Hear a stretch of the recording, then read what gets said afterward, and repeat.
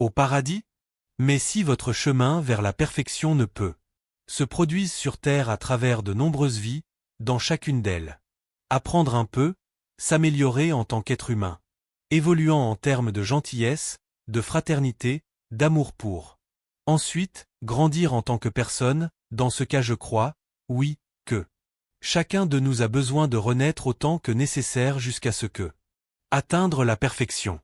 Ceux qui sont nés avant Jésus, par exemple, ils ne pourront connaître votre message que si renaître. Père, tu es un homme sage. C'est pour ça que je t'aime. Dit-il. Virginie, enchantée par les paroles de son père. Cela signifie que si je n'étais pas éduqué, je ne serais pas aimé. Pour toi? Plaisanta Janildo. Qu'est-ce que c'est, papa? C'est juste une façon de parler. Je t'aimerais tellement. De toute façon. Quelques heures plus tard, Virginia a été reçue par son ami Suélan à son résidence. Entrez, Virginia. Vous êtes superbe. Contente de vous voir. Comme ça. Tu crois vraiment? Merci. Il y a encore une pointe de tristesse dans tes yeux, mais bon. Moins. Mais, changeant de sujet, dis-moi, as-tu fini de lire le livre, n'est-ce pas? Je vais demander à tante Bébé si elle peut le lui procurer. Autre? Qu'est-ce qu'il y a, mon ami? Je sais, c'est à cause de ce que je t'ai dit. De lire d'abord le livre et de décider ensuite ce que je ferai de ma vie. Si. Pour cette raison, vous pouvez être tranquille. Vous n'entendrez plus jamais parler d'eux. Ma bouche que je veux me suicider. Suicide, plus jamais. L'ami, avec une étincelle de bonheur dans les yeux, célébra. Vraiment? Ça fait plaisir de t'entendre ça. Et qu'est-ce qui t'a poussé à... Tu penses ça? Virginie, sortant le livre de son sac et le lui tendant. Ami, a répondu. Cette histoire que tante Bébé a écrite. Vraiment? Quelle chose? Et je pensais que tu n'allais pas. Patience pour lire. Je pensais que c'était absurde. Juste pour que tu le saches. Une personne simple comme ta tante écrit une histoire tellement profonde. Personne ici à la maison n'a jamais apprécié la pauvre créature. Je t'ai apporté le livre. Il est très important pour moi. Que tu l'aies lu, Suélan. Mais ne dis pas à tante Bébé que je te l'ai prêté. Lis-le vite, j'ai besoin d'une discussion sérieuse avec toi. Vous dès que vous aurez fini de lire. Ok. Tu me rends curieux et effrayé. Maintenant, Suélan, j'aimerais parler seul à seul avec tante Bébé. Est-ce que tu m'emmènes dans sa chambre? Quel mystère. Allons-y, je t'emmène là-bas. Virginie, en arrivant dans la chambre, trouva la gentille vieille femme.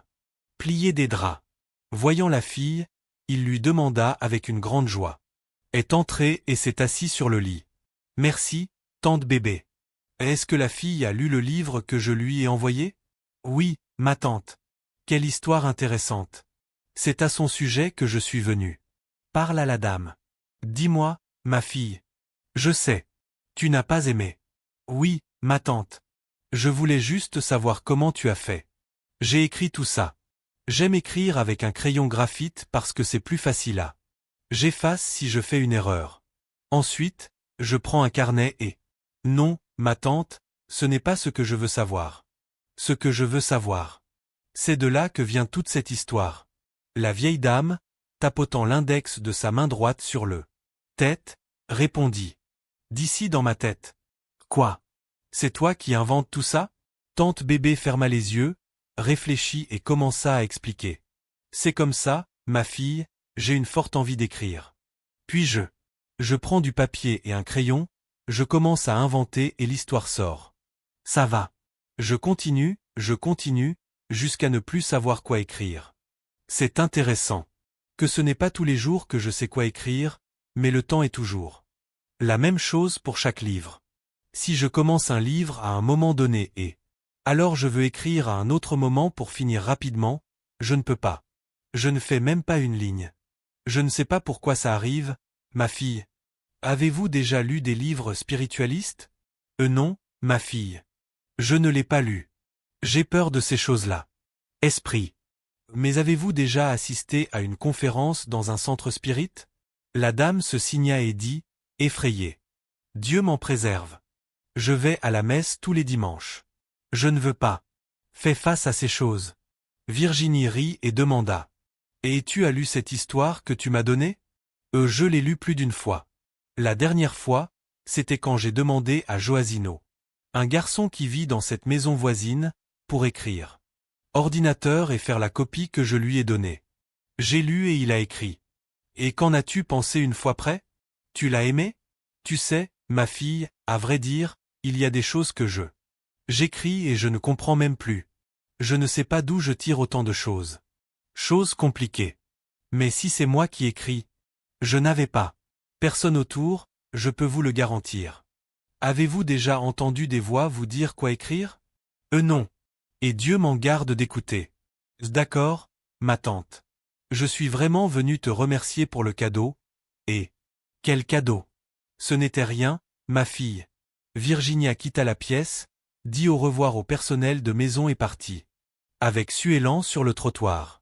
Demain, c'est le dernier jour du carnaval. Tu vas rester à la maison ou? Tu vas à la plage? Demanda Suélan. Si tu veux, j'appellerai le Ronaldo, pour qu'on puisse y aller ensemble, a-t-il ajouté.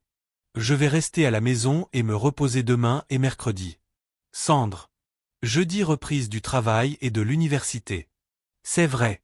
Je le ferai aussi. Je pense que ce sera demain après-midi. Je serai là pour que nous puissions parler du livre de Tante Bébé. À demain alors. Quelques minutes plus tard, Virginia entre dans le salon de l'appartement où vit et se dirige vers la pièce. Kaelton court après elle et entre dans la chambre aussi. Quoi de neuf, mon garçon? Que s'est-il passé? Vivi, je n'ai toujours pas eu le courage de le dire à papa. Grossesse. Et que veux-tu que je fasse, que je lui dise? Non, je vais te le dire. Je veux juste que tu restes pour me donner courage.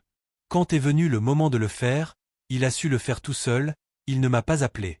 C'est sympa, non, Vivi? Je t'invite à venir voir Raïlda et moi. Ok. Je suis convaincu. Finissons en. Laisse tomber.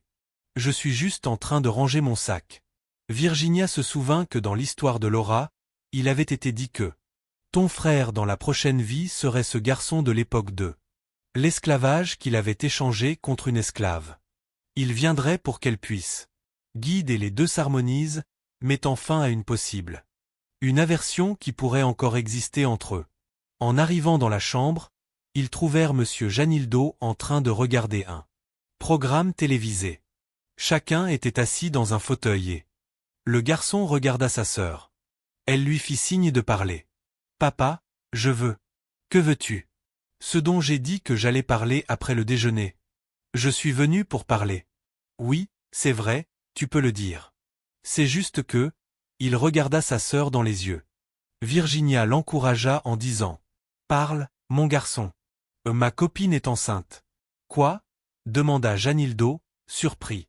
Votre problème, c'est qu'elle est enceinte de l'enfant de quelqu'un d'autre ou que son problème est qu'elle est enceinte de toi? De moi, bien sûr. Et comment as-tu fait ça, Kaelton? Oh, papa. Comme tout le monde. Et tu viens encore ici avec une blague? Non, c'est sorti par accident, désolé. Le chef de famille a appelé sa femme, qui était dans la cuisine, et demandé. Alzira, es-tu au courant de cela? De quoi? Kaelton va être papa. C'est une blague, n'est-ce pas? Non, maman, répondit Virginia. C'est vrai. Et maintenant, mon fils? Le père de la fille est-il au courant? Demanda la mère. Concerné. Tu le sauras aujourd'hui. Comme tu l'as dit, il est strict avec ses enfants. Juste. J'espère que cela ne nous arrivera pas, a continué Alzira. Alors, qui va élever cet enfant? Demanda le père du garçon. Tu ne travailles pas, tu étudies. Et si le père de la fille le veut? Tu l'épouses immédiatement? Vas-tu l'épouser? Pas moi. Je suis trop jeune pour me marier et perdre ma liberté. Mais avoir un bébé avec la fille de quelqu'un d'autre n'est pas nouveau, n'est-ce pas? Vraiment? Pourquoi n'as-tu pas utilisé de préservatif? Demanda Janildo avec indignation. À l'époque, on ne pense même pas. Qu'est-ce que tu ne penses pas, mon garçon? Je t'ai donné tellement de conseils sur le vie. Ce n'est pas une blague de mettre des enfants au monde, c'est une grande responsabilité. Et je n'ai pas élevé un fils irresponsable. Le jeune homme baissa la tête et devint pensif. Son père, le voyant. De cette façon, il a dit. Ça ne sert à rien d'être triste et désespéré. Apprenez à affronter les problèmes de front. Voyons comment ses parents vont réagir. Réagiront quand ils l'apprendront. Mais quelle que soit leur décision, je pense que tu devrais assumer ta part de responsabilité. Le jeune homme entra dans la chambre et Virginie, silencieuse. Il est également allé chez lui. Il s'est assis sur le lit, a posé ses jambes sur le matelas et le menton sur ses genoux, tandis qu'il pensait. Pauvre mon père. Il est devenu comme ça parce qu'il a découvert que Kaelton sera père. Et quand il découvrira que je suis aussi enceinte, je vais être mère célibataire. Davinson, tu n'aurais pas pu faire ça. Avec moi. Ce n'est pas l'attitude de l'homme que j'ai appris à aimer. Des larmes coulaient silencieusement sur son visage. Il s'allongea. Et j'ai été perdu dans mes pensées pendant quelques heures, ne sortant que de cette transe lorsque le téléphone du salon sonna. Elle ouvrit la portée. Elle attendit que sa mère réponde. Alzira appela son mari. Il a dit que l'appel lui était destiné. Lorsqu'il a répondu, Janildo a dit. Voilà, c'est Janildo. Oui, il m'en parlait. Bien sûr, monsieur, vous avez tout à fait raison. Oui, je passerai à 19h30. Nous serons à votre domicile. De rien. Pour vous, monsieur. Aussi. Il raccrocha le téléphone et cria à son fils. Je jure. Virginie pensait. C'est le père de Raïlda. Comme le dit Kaka, ça va chauffer. Le garçon apparut, effrayé, et, repoussant ses cheveux de son yeux, s'approchant tandis que son père versait. Ton beau-père m'a appelé et veut que toi, ta mère et moi soyons chez lui aujourd'hui à 7h30. Pour résoudre ton problème. Tu me donnes tellement de choses. Qu'est-ce que je vais faire là? Et regardant le garçon avec colère, il demanda. Qu'est-ce qui ne va pas chez vous, les jeunes, Kaelton? C'est de la paresse, un manque de contrôle ou d'irresponsabilité. C'est si facile de mettre un préservatif. Et, comme vous en avez assez de le savoir, cela sert aussi à préserver la vie contre les maladies sexuellement transmissibles, comme le sida. Le fils de Janildo écouta en silence et répondit simplement. Oh, je serai prêt à 7h. À l'heure prévue, la famille Limo est entrée dans la maison. Famille Tavares. Sur l'insistance de son frère, Virginia partit également, remplissant son rôle de protectrice. Le major Tavares reçut, avec sa femme et sa fille Raïlda, poliment. Après des salutations habituelles, et quand tout le monde fut assis, le chef de la maison commença. Comme le sujet est déjà connu de tous, il n'y a pas explication nécessaire, je vais aller droit au but, ma fille est enceinte de votre fils, monsieur Janildo, et, comme nous le savons, il y a des adolescents de 15 ans. Ils ne travaillent pas, ils étudient. Je veux savoir ce que vous comptez faire tous les deux pour résoudre ce problème. Situation, car ils avaient suffisamment de maturité pour, dans un bon avenir. Ensuite, mettez un enfant au monde. Le garçon pouvait parler. D'abord, tremblant, Kaelton regarda sa sœur, et ne sachant pas quoi dire. Il a répondu. Honnêtement, je ne sais pas. Je n'ai même pas de travail. Je ne voulais pas me marier maintenant, car je suis trop jeune. Je pense que c'est mieux pour elle. Je reste ici dans la maison du Seigneur, et moi dans la maison de mon père. Super. Je suis d'accord avec toi. Si j'avais eu la chance de... Mon beau-père reste avec ma femme et élève mes enfants, donc. Ça aurait été merveilleux pour moi. Plaisanta le soldat. Le problème, mon garçon, c'est que si cela arrive, dans une dizaine d'années, quand? Si tu penses pouvoir te marier, je t'élèverai dans au moins 9 enfants. Regardez-moi bien et voyez si j'ai un visage de fou. Et, s'adressant aux autres, il continua. De nos jours, il existe plusieurs moyens d'éviter d'avoir des enfants. Interdire. Ils ont des relations sexuelles, avec ce modernisme, c'est difficile. Je suis contre, mais ils le font quand même en secret. Ils prétendent que tout le monde fait. Soyez au moins responsable dans ce que. Fais-le. Pour moi, le sexe ne devrait être autorisé que lorsque la personne qui Pratiquer pourrait assumer les conséquences de l'acte. L'âge ne. Ça pourrait être n'importe qui. Pas les parents qui assument leurs responsabilités. Les erreurs des enfants. En repensant à Kaelton, le major Tavares a poursuivi. Tu ne veux pas épouser Railda. Force-le à se marier. Ma fille ait ainsi contribué à un mariage malheureux, cela. Je ne le ferai pas et je n'accepte pas que cela se fasse. Ce n'est pas grave. Je suppose. Le fils de ma fille. Demain, je m'occuperai du mien. Transféré dans une ville du sud du pays. On oublie qu'elle. Et cet enfant existe et peut vivre sa vie normalement. Les deux amoureux se regardèrent et Railda, les yeux pleins de larmes, secoua la tête comme pour dire « Est-ce que c'est ce que tu? Qu'est-ce que tu vas me faire ?» Kaelton rassembla son courage et dit « Pas comme ça. Je l'aime bien et j'ai même pensé à lui apprendre. Mon petit garçon joue au ballon, nage, court. C'est toi qui sais, répondit Tavares. Et, se tournant vers Fille, demanda « Qu'en penses-tu, Railda? Pour moi, j'épouserai Kaka. Si nécessaire, je m'en chargerai.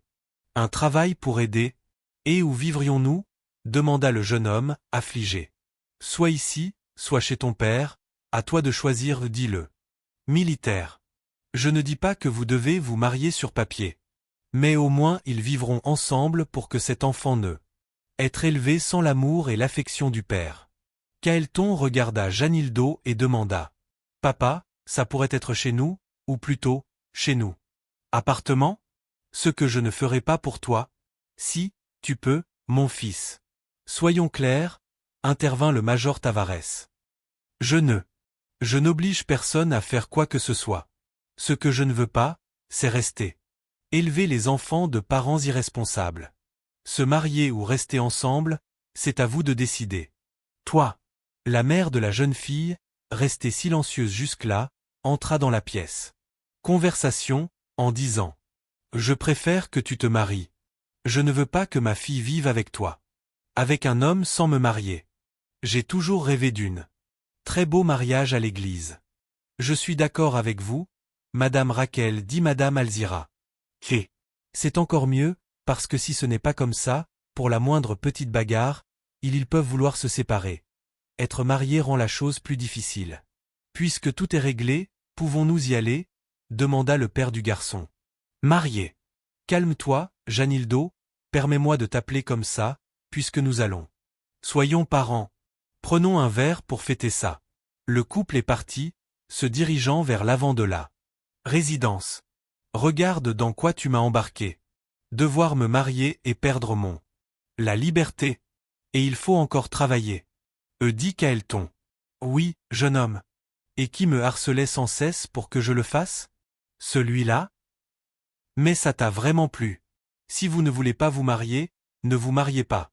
Personne ne vous y oblige. Si je ne t'aimais pas autant, je ne me marierais pas. Et ils s'embrassèrent. Tête. Revenu 7. La nuit, avant de s'endormir, déjà au lit, Virginie pensait à sa vie. Pendant la grossesse, comment parler au père, si avec Kaelton qui c'était un homme, il avait réagi de cette façon, ayant eu un grand choc, elle. J'imaginais comment il réagirait face à elle, qui était là, personne directe et responsable. Je ne savais pas quoi faire, ni si je devais leur dire tout de suite, au milieu d'eux. Événement avec son frère, ou s'il attendait un peu plus longtemps. Il demanda. Aidez Dieu à résoudre votre problème, et en vous souvenant de l'extrait du livre de Tante Bébé dans lequel Samuel dit qu'il ne l'a pas fait. Abandonnerait dans sa nouvelle existence, il s'adressa à lui. Samuel, mon ami. Si tu m'écoutes, viens. Parle-moi pendant que je dors, ou emmène-moi vers toi. Nous pouvons parler et tu peux me guider sur ce que je dois faire de ma vie. Quelques minutes plus tard, il s'endormit et rêva qu'il se trouvait dans un immense plaine couverte d'herbes vertes. Il sortit et vit une femme qui l'attendait sous un arbre feuillu. En s'approchant, il demanda. Quel est ton nom? La jeune femme vêtue de blanc répondit. Je suis Céleste, ma fille. Tu ne te souviens pas de moi? Très vaguement. Où est Samuel, Céleste? Samuel est revenu à la surface de la terre, il est en train de gestation. Mais c'est lui qui a dit qu'il serait proche de moi. Ma nouvelle vie. Apparemment, Il m'a abandonné. Samuel était et sera à vos côtés, comme il vous l'a promis. Mais quand il renaîtra, comment saurai-je où il est? Que t'a-t-il dit quand tu lui as demandé? Comment sauriez-vous s'il était proche? Il a dit que j'étais assez intelligent pour savoir, et, s'arrêtant un instant pour réfléchir, il conclut. Céleste, c'est ce que je. Je me demande si c'est Samuel dans mon ventre. L'instructeur, en riant, secoua la tête et confirma. Oui, ma fille. Samuel est le fils que tu attends. Céleste, mon ami. Maintenant, les souvenirs sont revenus. Quoi?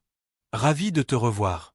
N'oubliez pas de partager l'histoire de votre vie, ou, mieux, de leurs existences, car la vie, nous n'en avons qu'une, qui est de l'esprit.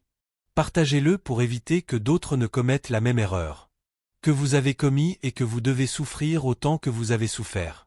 Mon ami, je dois y aller maintenant. Mon corps m'attend. Merci. Pour tout.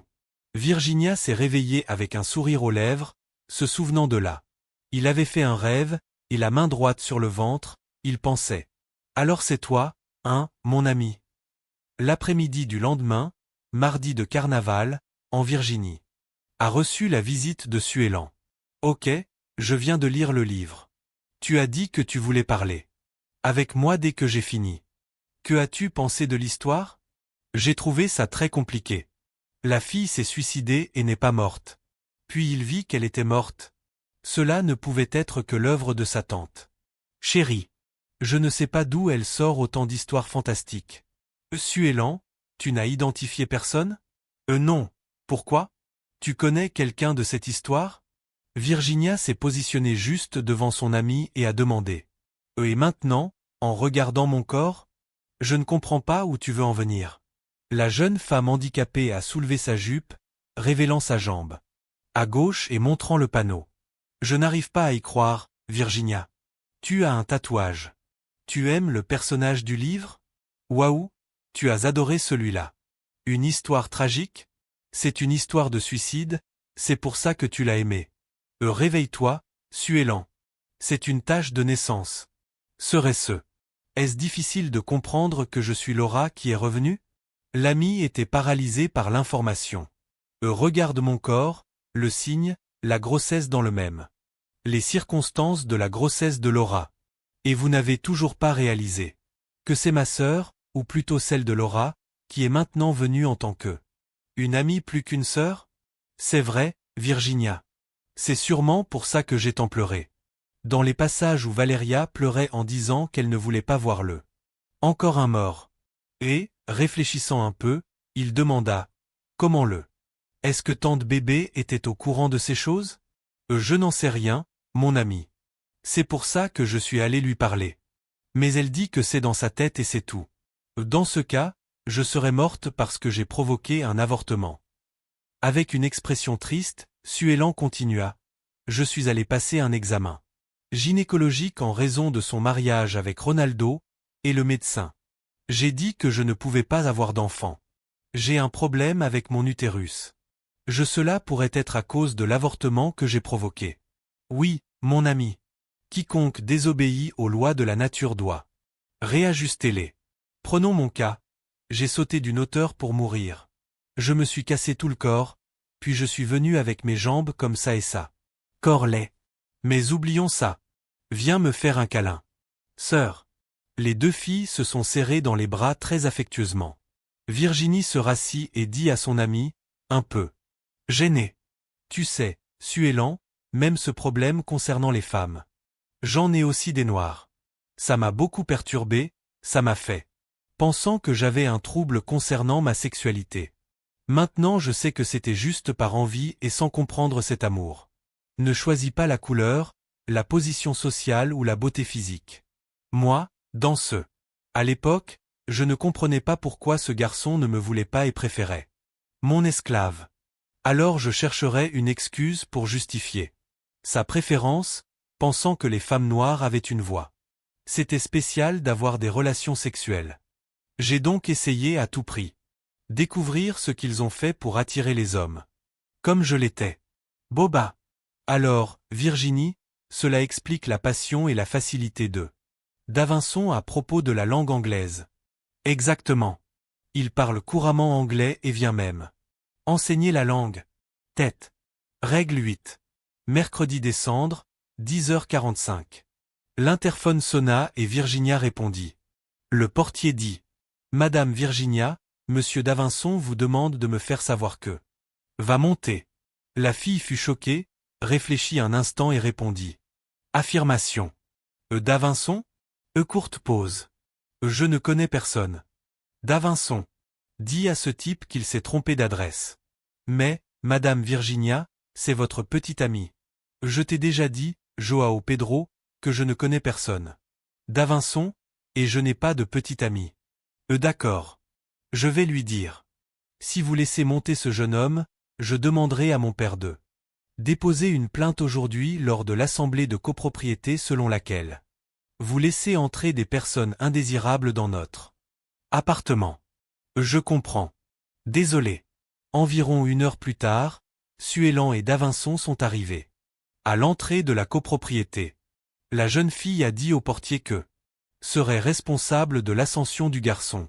Lorsqu'ils atteignirent le appartement, ils ont appris de la mère de Virginie qu'elle était partie, sans dire où elle allait. L'ami s'est inquiété et a dit à la jeune, quand ils étaient seuls dans la pièce.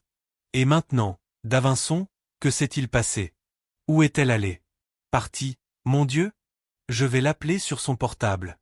Pourquoi es-tu si nerveuse, Suellan? Qu'en penses-tu? Aurait pu arriver? J'ai peur qu'elle fasse quelque chose de stupide. Tu crois qu'elle pourrait vouloir se suicider? Je ne sais pas. Je ne sais rien d'autre. Le téléphone portable de Virginia indiquait qu'il était éteint. Bon sang. C'est parti. Grommela la fille.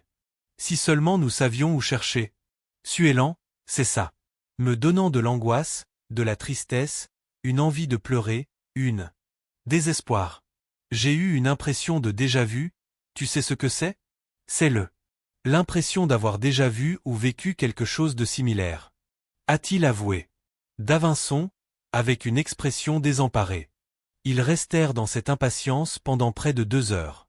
Quand Madame Alzira est venue leur servir du café, ils ont essayé de ne pas partir. Pour montrer son inquiétude. Janildo et Kaelton étaient partis et arriveraient en fin d'après-midi. Finalement, la porte de l'appartement s'ouvrit et Virginia entra. En croisant les deux dans la pièce, elle dit, effrayée. Que fait ce type ici? J'ai donné l'ordre à Joao Pedro pour qu'il ne le laisse pas monter. Calme-toi, Virginia, le portier n'est pas responsable. C'est moi qui ai apporté le Davison. Et toi, Suellan? Après tout ce que ce type m'a fait. Je suis. Ne te connaissant pas. Virginia, tu dois l'écouter. Tout le monde a le droit de défendre, ou au moins se faire entendre. Écoutez ce qu'il a à dire. Dis-le et ensuite tu décides quoi faire. La jeune femme s'assit devant les deux et dit, d'un ton agacé. Ok, je suis tout oui. Davinson commença son explication, un peu nerveux. Mercredi dernier, le 18, j'étais au centre commercial, plus exactement dans cette bijouterie où nous avons regardé des bagues et vous. J'ai aimé un modèle. J'ai acheté exactement cela, et quand je payais, quelqu'un m'a demandé si j'allais me marier. Quand je me suis retourné, j'ai vu que c'était Magnolia, l'amie de Juliana. Je lui ai dit que j'avais l'intention de la surprendre samedi soir, et qu'elle ne le dirait pas. Personne. Jeudi, après le déjeuner, j'ai reçu la visite de Juliana.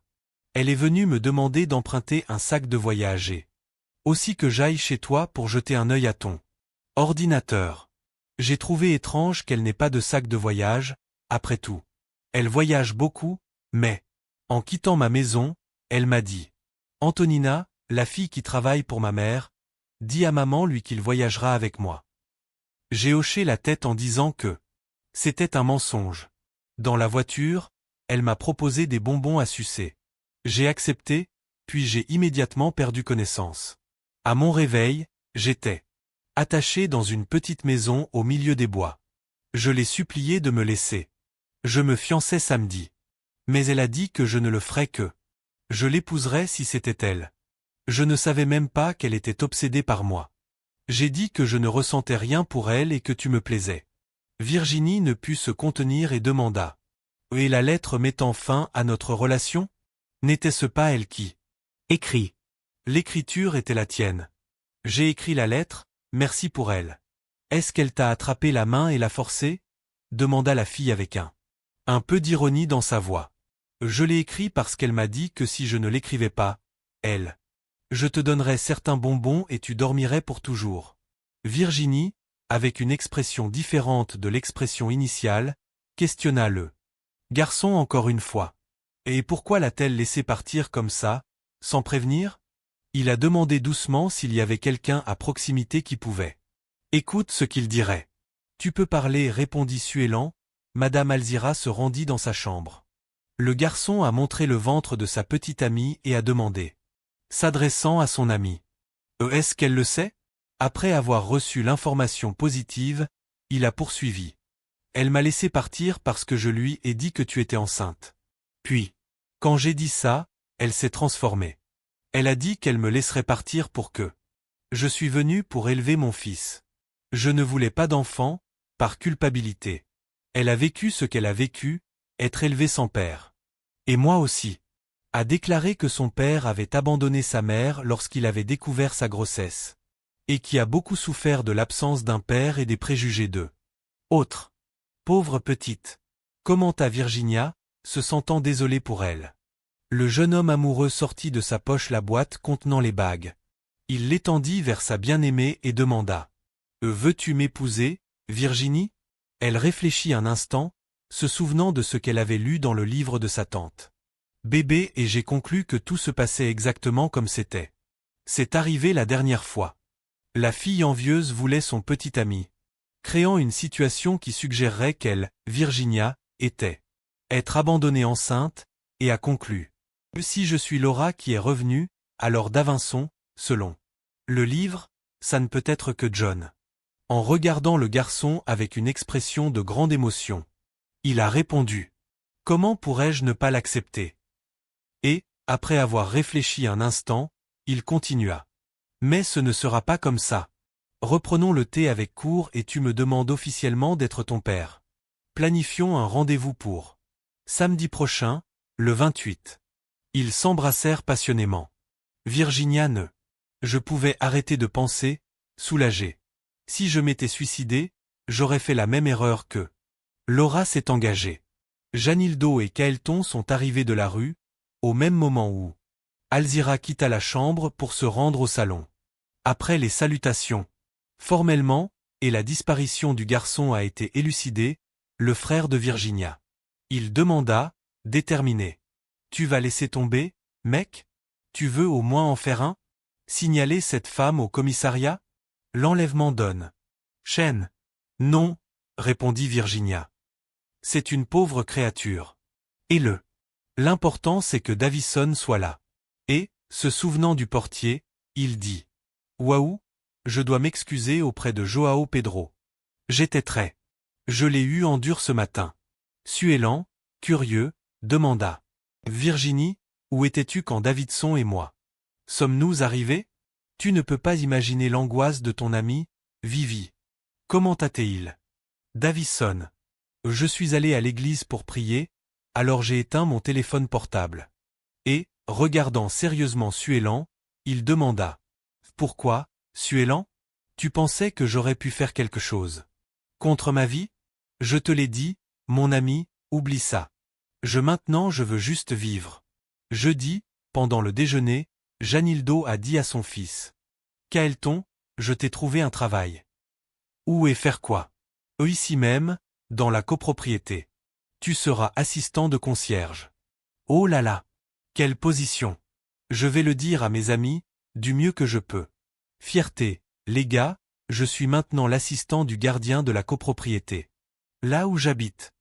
Et, se tournant vers Janildo, il demanda. Papa, tu avais un meilleur travail? Hier, lors de l'assemblée de copropriété, le besoin a été abordé. D'embaucher quelqu'un pour aider le concierge, puis je me suis souvenu. Vous qui vous mariez et êtes au chômage. J'ai demandé la préférence et votre nom a été accepté. L'assistant du concierge. Ceux qui habitent ici et chez moi. Mes amis vont beaucoup se moquer de moi. Ils m'appellent déjà papa de ce Kaelton.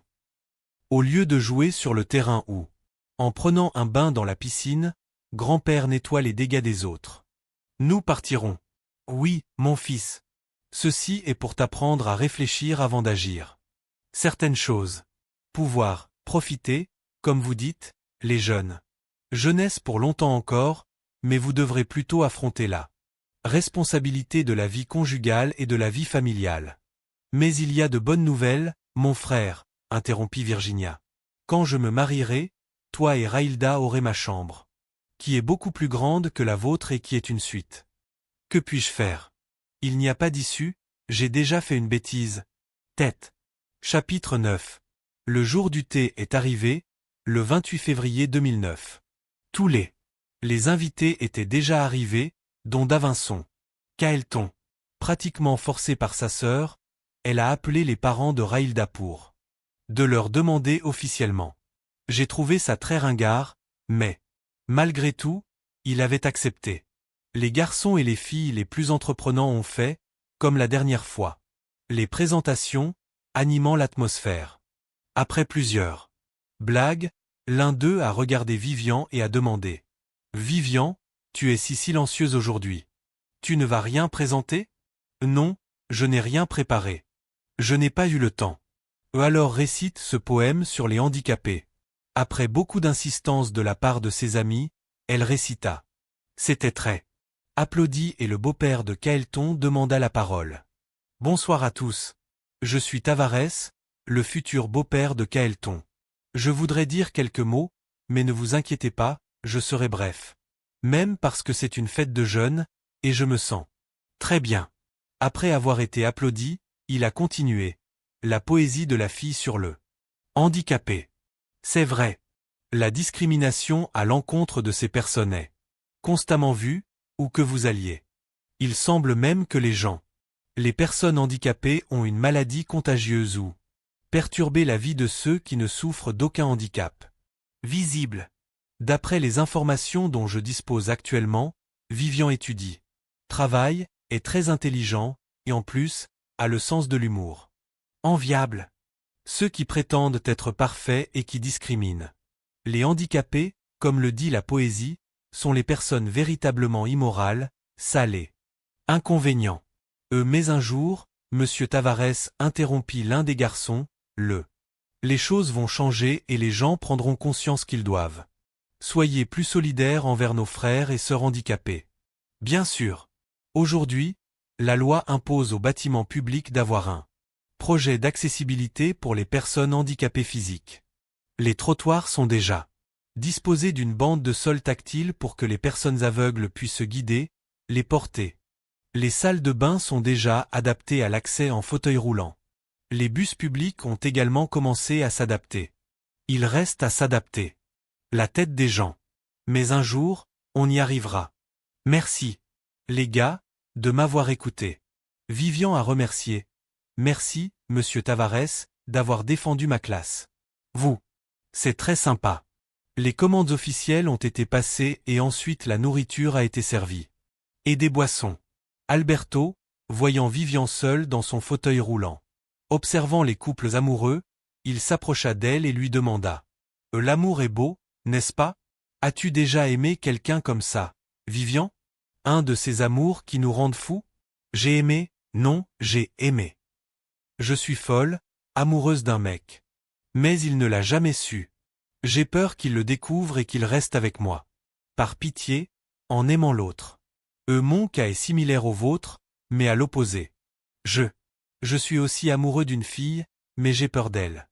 De penser que je la veux seulement par pitié ou parce que je me veux parce que tu ne peux pas en avoir un autre sans m'aimer. Et tu n'as jamais rien montré à cette fille? Elle a déjà donné. Un peu de douceur pour toi? Rien. C'est toujours son truc. C'est pour ça que j'ai peur de parler et se repentir. Notre cas est tellement similaire. En plaisantant, il a dit. Et si joindre l'utile à l'agréable et les deux poules mouillées se fréquentent? Vous savez. Certaines choses, je suis en avant, mais quand il s'agit de questions de cœur, je suis tellement effrayé. Alberto prit la main de la fille, et la regardant droit dans les yeux, il demanda, amoureux. Tu suggères que nous restions tous les deux ensemble? Tomber amoureux? Attends une minute, Alberto, je plaisantais. Pas besoin de l'être. Ennuyé. J'ai vu que toi, en matière d'amour, tu es vraiment bête. Je m'ennuie, je suis amoureux. Puis il baissa son tête et dit avec méfiance. Je suis désolé, j'ai exagéré, je n'ai pas. Je me suis retenu. Après tout, tu m'as déjà dit que tu aimais quelqu'un d'autre. Quel autre? Cet autre, dont j'ai parlé, c'est toi. Tu ne l'as jamais remarqué? Mon regard passionné? Combien de temps nous avons perdu? M'as-tu déjà bien regardé? As-tu vu que je suis paraplégique? Non. Je ne sais pas si je pourrai avoir des enfants, je ne peux pas faire certaines tâches ménagères. Je suis amoureux de toi et je t'observe depuis longtemps. Le plus dur, c'était de t'avoir. Je l'ai déjà fait. Le reste, on. Administrateur. Sommes-nous tombés amoureux en même temps? Ça fait si longtemps. Que tu me plais, Alberto. Il réfléchit un instant et répondit. Je suis tombé amoureux de toi depuis que je t'ai vu pour la première fois. Faire du shopping, vêtu d'une robe bleu clair, les cheveux lâchés. Quand Suélan nous a présentés. Tu portais un jean. Polo bleu et vert. Ils se mirent à rire, puis s'embrassèrent. Virginie, voyant. Qui, a montré la scène à Suélan, profitant du moment pour. Qu'Alberto est parti chercher de l'eau pour sa bien-aimée, Ils se sont approchés et Virginie a demandé. Vivian, qu'est-ce que c'est? Tu nous as dit, à Suélan et moi, que j'en ai aimé un autre. Moi? Je ne te l'ai jamais dit. Oui, il l'a fait, confirma Suélan. Dimanche matin. Carnaval, là-haut, dans l'appartement de Virginia, tu te souviens? Je me souviens que c'est là que j'ai dit que j'aimais un gars. Mais je n'ai pas dit que ce type n'était pas Alberto. J'ai dit mon nom. Bien aimé? Eh bien, c'est Alberto. Et, à ma grande joie, il m'aime aussi et me veut comme je suis. Tu vois. Comment Dieu est-il bon envers moi? Tête. Tulo X. 4 avril 2009. L'église était pleine à craquer pour le mariage de Virginie avec Davinson et Kaelton avec Raïlda. D'abord vint la fiancée de Kaelton, puis Virginia. Le créateur avait réussi à réaliser un modèle de robe pour la jeune femme qui avait en grande partie dissimulé l'imperfection de son corps. Après que le prêtre eut accompli les rituels habituels, il posa la question. Attendue par tous, en premier lieu par le jeune couple. Kaelton Satiro Limo, acceptez-vous comme votre épouse légitime? Raïlda Tavares Costa? Essayez. Un de ses collègues, assis au milieu de l'église, murmura. C'est foutu. Le prêtre se tourna alors vers la jeune fille et lui demanda. Raïlda Tavares Costa, acceptez-vous Kaelton Satiro Limo comme son mari légitime? Essayez. Puis, se tournant vers l'autre couple, il demanda. Davinson de Oliveira Cristalino, vous acceptez comme votre légitime épouse Virginia Satiro Limo? Essayez. Virginia Satiro Limo, m'acceptez-vous comme époux légitime? Davinson de Oliveira Cristalino? Essayez. Je vous considère respectivement comme mari et femme. Vous pouvez baiser.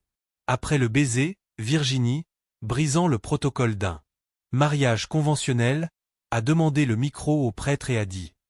Tout le monde, un instant d'attention. Ce que je vais dire ici, j'espère que cela servira de guide à certains. C'est juste que parfois, nous traversons certains problèmes dans nos vies qui, à notre avis, nous n'avons aucune solution et nous avons l'impression d'être dans une impasse. Cependant, mes amis, je tiens à dire que même si nous sommes au plus bas, nous ne devons pas abandonner notre foi en Dieu ni nos vies. J'ai toujours vécu triste à cause d'un défaut physique. J'en suis même arrivé à. Je pensais au suicide. J'ai regardé mon amie Vivian, qui était là, avec son petit ami, et elle ne comprenait pas. Elle a un handicap plus important que le mien, est paraplégique, utilise un fauteuil roulant, et j'ai toujours semblé heureux, alors que je vivais dans une situation formidable. Angoisse. Dieu merci, j'ai changé d'avis. Aujourd'hui, je vis. Je suis heureux, j'ai un père et une mère que j'aime, un frère que j'adore est maintenant un mari qui fait partie de ma vie. Conseil que je donne à toute personne qui traverse ou traversera certains revers dans la vie, qu'ils soient amoureux, financiers ou toute autre nature, qui a foi en Dieu et attend avec patience, afin qu'il ne fasse défaut à personne. Il en a été ainsi pour moi et il en sera ainsi pour à tous ceux qui ont la foi. Il y a un dicton qui dit « Enlevez la foi. Conducteur est le collectionneur, les autres sont des passagers. » Aujourd'hui, avec le billetterie électronique, même le collecteur a été supprimé, donc seul le conducteur. Souvenez-vous que Jésus a dit « Je suis venu pour que ayez la vie, et soyez-là en abondance. » Et, rendant le micro au prêtre, le remercia « Merci, Père. » Les invités ont fait la queue pour la saluer, pour. À sa grande surprise, la mère de Davinson s'est approchée et lui a dit « Ma fille, fais-moi un câlin. » « Merci, Madame Maria Alice. Virginie, pardonne mon indifférence à ton égard. Folle jalousie. D'une mère. Mais maintenant, je sais combien mon fils l'aime. Si ce n'était pas pour ton petit bébé, je ne sais pas ce que serait devenu mon fils entre tes mains. » De cette folle. Virginie, plaçant son index devant ses lèvres, rit et fit. Faites-lui signe de se taire en disant « Mes parents ne le savent pas encore. » À la maison, après avoir changé de vêtements pour le voyage de noces. Chérie, Virginia, en disant au revoir à Kaelton, la serrait très fort dans ses bras. Affection et lui murmura à l'oreille. Mon cher frère, je te souhaite tout le bonheur du monde. Non. Ne le dis à personne, mais tu vas aussi être oncle. Ah. C'est pour ça que tu m'as si bien compris. Je t'aime. Vivi. Bon voyage. Il faisait déjà nuit. Le couple était à l'aéroport, attendant. Embarqués. Les parents de la mariée, la mère du marié, Suélan et Ronaldo, étaient avec eux. Kaelton préférait rester avec Raïlda pour réparer ses nouvelles chambres. Suélan, serrant Virginia dans ses bras, demanda « Pourquoi avez-vous choisi Natal, dans le Rio Grande do Norte, pour passer la lune de miel ? Tu sais, c'est parce que je veux enquêter et voir si je peux trouver quelque chose. Quelque chose à propos de Laura, d'où elle est tombée, qui elle était famille. Tu n'abandonnes pas, n'est-ce pas ? Comment penses-tu que tu vas résoudre tout ça ? Si elle-même disait dans le livre qu'elle changerait son nom et celui de sa famille ? Tu as oublié que Laura, c'est moi ? Tu verras comment je vais m'en sortir. Je peux trouver ce que je cherche. Temps. Dernier cap. Fuite. Quelques jours plus tard, le téléphone de Suélan sonna. Elle répondit, heureusement, dit « Salut Virginia, comment vas-tu ? Tu passes un bon moment ? Déjà ? As-tu découvert quelque chose sur la vie de Laura ? Suélan. Tu ne sais pas ce qui s'est passé. J'ai commencé. En regardant, je suis allé aux journaux, j'ai essayé les archives générales de la ville. Mais, quand j'étais vraiment excité, l'un d'eux est venu vers moi. Pensez que j'ai parfois, et cela ressemblait à ceci. Pourquoi chercher les vivants parmi les morts ? J'ai eu peur, je me suis arrêté et j'ai continué à penser. Laura est morte. Comme Jésus l'a dit, laissez les morts. Enterrez leurs morts. La vie de Laura est révolue, elle n'existe plus. Plus. Qu'est-ce que cela vous apportera de découvrir d'où elle a sauté, qui ? Quelle était ta famille ? Où as-tu étudié ? Où as-tu vécu ? Pourquoi te souvenir d'eux ? Un passé aussi triste que celui de cette fille, peut-être même avec des photos de tragédie ? Laura était une jeune femme faible qui a succombé à la pression d'eux. Problème de la vie. Il n'avait ni la patience d'attendre ni la foi que Dieu l'aiderait à surmonter tout ce qu'elle avait de mal. Passage. Virginie est un être plus fort, elle a surmonté ce que l'autre n'a pas réussi à faire. Réussi et ce fut son plus grand défi. Oubliez Laura. L'histoire. Le sien s'est terminé quand elle a dit au revoir à Samuel et est partie pour le Renaissance. Vraiment, Virginia ? C'est vraiment bizarre, tes pensées. On dirait que Dieu vous parle. Qu'est-ce que c'est, mon ami ? Dieu me parle. Ai-je ce privilège ? Je crois que oui. Dieu nous parle, oui. Même si c'est juste. Par notre ange gardien, mais parle. Après cet événement, j'ai arrêté mes recherches. J'ai décidé. Profiter de cette belle ville, avec de belles plages et des attractions touristiques. Laissez-nous sans voix. Tu vas aussi renoncer à sortir le livre? Non.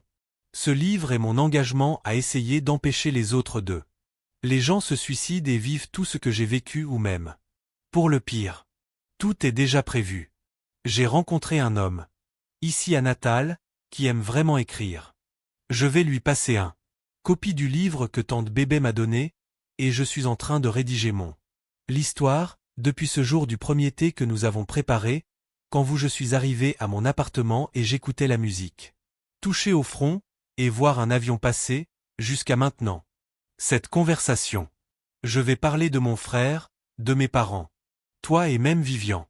Je pense qu'après avoir été romancé, ce sera une histoire très intéressante. Mais, Virginie, tu vas nous dénoncer comme ça? Non, Suélan. Le nom de la ville où ils sont nés ne sera pas mentionné. Où nous vivons, ou même nos noms. C'était l'une des exigences que je posais. Mon seul intérêt dans ce livre est que le suicide soit prévenu par Maximum. Lorsque le livre sera publié, il a promis de. Envoie-moi une copie. Je n'ai même pas raconté cette histoire à Davison. Cela restera notre secret. Regardez la responsabilité. Même parce que, mon ami, si nous le disons, nos amis diront que nous sommes fous et peu nous croiront. Et des noms? En avez-vous pensé? La mienne sera Virginia, celle de mon mari, Davinson, ma frère, Kaelton. Mais le mien, Suélan, celui de mon copain, celui de Ronaldo et le tien. Ma tante, Isabelle, en privé, Bébé. Ok, je vais le mettre. Quand reviens-tu? Je ne sais pas encore. Prenons rendez-vous. Davinson adore. Natal. Après avoir parlé un peu plus de l'actualité, Virginie a dit. Suélan, je raccroche. S'il y a du nouveau, je te rappelle. Contact. Et vous, si vous en avez besoin, vous pouvez aussi appeler. Fais un câlin à Davison de ma part. Je le ferai. Il est là, à écouter les chansons de Roberto Carlos. Demandez-lui de jouer celui intitulé « Et j'ai besoin de savoir vivre » et de méditer sur les paroles. D'accord, Suélan. À la prochaine. Virginia a demandé à Davinson de jouer la chanson, suggérée par Suélan, faisant ce que son ami lui avait suggéré. Conclu. Nous avons réussi à réaliser le livre demandé par la jeune femme, qui n'avait pas voulu s'identifier, préférant utiliser le pseudonyme Virginia. Le titre de l'ouvrage a été choisi par elle, Les vies de Virginie. Nous avons cherché être aussi fidèles que possible à leurs récits et aux écrits que nous avons délivrés. Maintenant, tout ce que nous pouvons faire est d'attendre et de prier Dieu pour que l'objectif de contribuer à la prévention des suicides est atteint. Nous savons que beaucoup de ceux qui liront ce livre ne croiront pas que les faits relatés se sont réellement produits. Ils diront que c'est quelque chose fantaisiste, faux, une histoire inventée ou quelque chose comme ça. Tout. Eh bien, chacun est libre de penser ce qu'il veut et de croire ce qu'il veut. Je pense que oui. Mais une question demeure pour ceux qui ne croient pas en véracité de l'histoire. Vous êtes absolument sûr que rien. Est-ce que cela s'est produit? Avez-vous des raisons solides de faire une telle affirmation? Pleine conviction? Ou pensez-vous simplement qu'il s'agit d'une fantaisie et c'est pour ça que tu n'y crois pas? Si c'est le cas, mon ami, nous vous donnerons un conseil. N'essayez pas de savoir si c'est vraiment comme ça. Cela arrive. Comme le dit le proverbe, n'essayez pas de savoir. Nous assurons à tous ceux qui veulent bien nous écouter que l'histoire est vraie.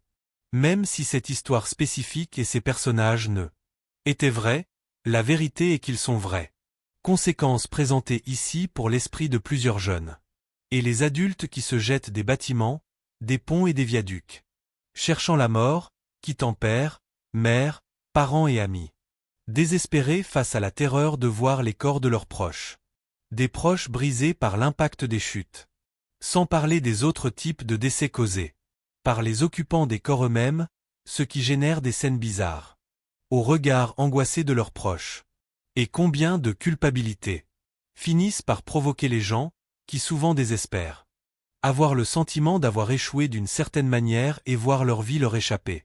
Se transformer en enfer en conséquence. Demandez qui avait un parent ou un ami qui a causé sa propre mort. L'ampleur du traumatisme laissé par l'acte sinistre. Peut-être qu'en parlant à ces gens, vous n'y avez pas cru. Dans la véracité de l'histoire, il y a au moins une petite incertitude. En votre absolue certitude. Que personne, pour quelque raison que ce soit, y compris religieux, nie avec véhémence la réalité des faits, laissant une porte ouverte pour que les adeptes de votre opinion puissent venir à commettre l'acte criminel du suicide. Attention!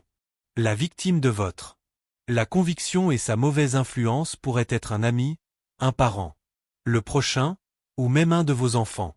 Nous espérons que vous avez apprécié la lecture de ceci, et surtout, que ont suffisamment appris pour ne même plus y penser, veulent mourir, et qu'ils peuvent transmettre cette connaissance à d'autres personnes, afin de les empêcher de penser également à abandonner la vie.